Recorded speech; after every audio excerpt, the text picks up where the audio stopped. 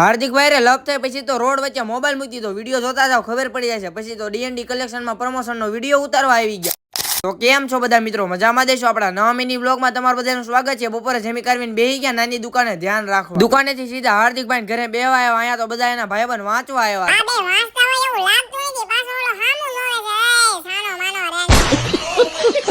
હાર્દિકભાઈ રે લપ થઈ પછી તો એનો મોબાઈલ મેં રોડ વચ્ચે મૂકી દીધો.